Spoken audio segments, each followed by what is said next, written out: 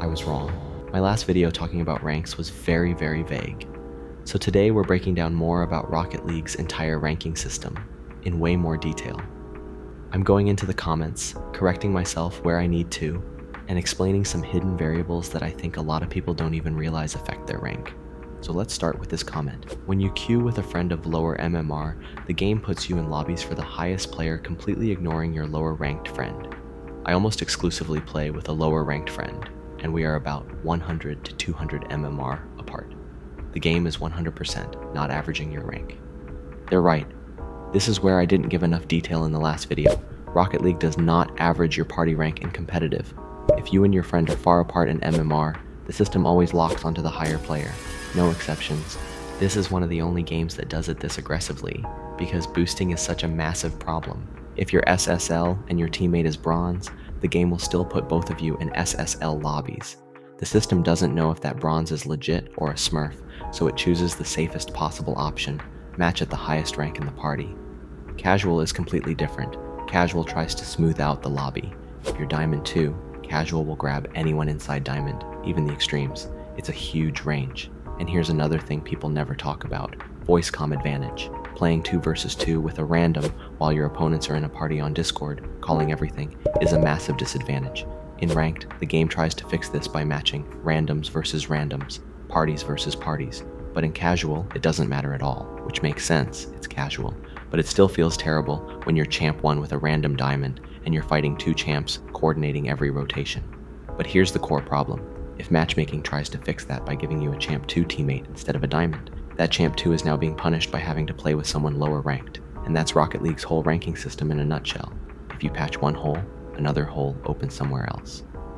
Alright, before we jump into the next comment, I just want to say thank you. The support on my last Rocket League video was insane. Seriously, you guys blew it up. So to give something back, I'm hosting a Rocket Pass giveaway.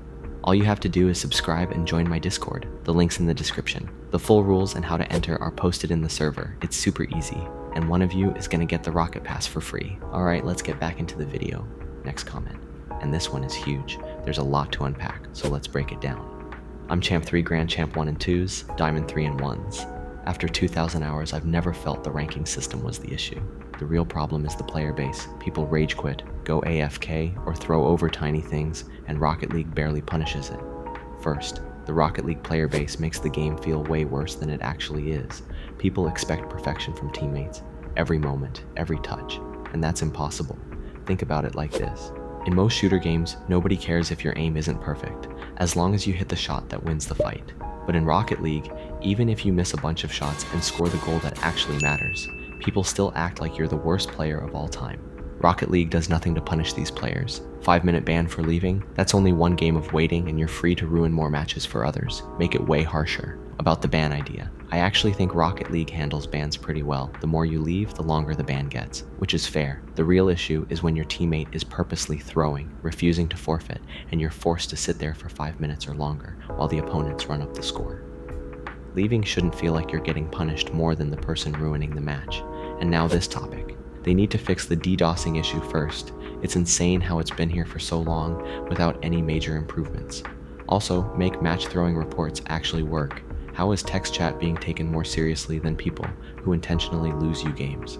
Rocket League could actually fix most of this, but they haven't made it a priority. Rocket League connects you straight to the real server with no protection layer, so when someone DDoSes the server, the whole lobby lags. A real fix would be putting the servers behind a proxy network, basically a shield server that sits in the middle and hides the real IP.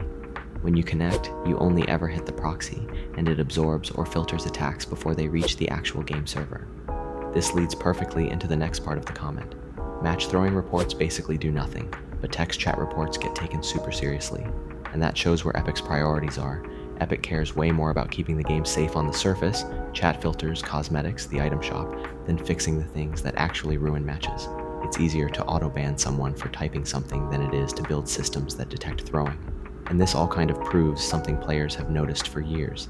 Epic cares more about monetization than fixing the core problems in the game. They put tons of effort into new items, stores, bundles, but the stuff that affects gameplay, smurfs, DDoSing, match throwing, ranked stability, barely gets touched. Placements are a mess, but rank should not be based on mechanics. Slow players like me rely on positioning and defense. High mechanic diamonds would get stomped in GC. Just reduce placements to 5 matches. Here's my take. The 10 placement matches honestly shouldn't exist. If Rocket League added a rank lock system where once you hit a major tier like Platinum, Diamond, or Champion, you temporarily couldn't drop below it, it would fix a lot of frustration. But the lock shouldn't be permanent. If you're sitting at the very bottom of your rank and you lose 2 or 3 games in a row, the game should warn you. One more loss will remove your rank lock. That way, good players aren't dragged down unfairly, but players who belong lower still move down naturally. And this ties into something else. There should be a challenge required to move up ranks, not a basic training pack, something that tests rotations, mechanics, defense, decision making. A huge issue right now is unbalanced skill. People with crazy mechanics, flip resets, ceiling shots, but absolutely zero positioning or game sense. I don't want to see Plats saying, "Bro, I can flip reset, I should be champ."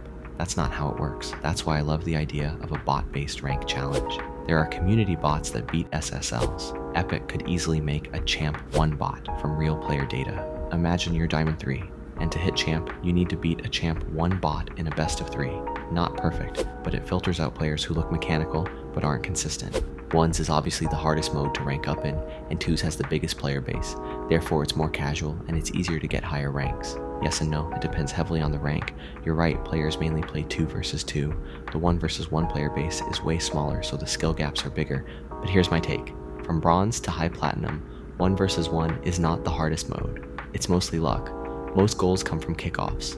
Kickoff goals make up almost half of the scoring in low rank ones. Players don't take risks.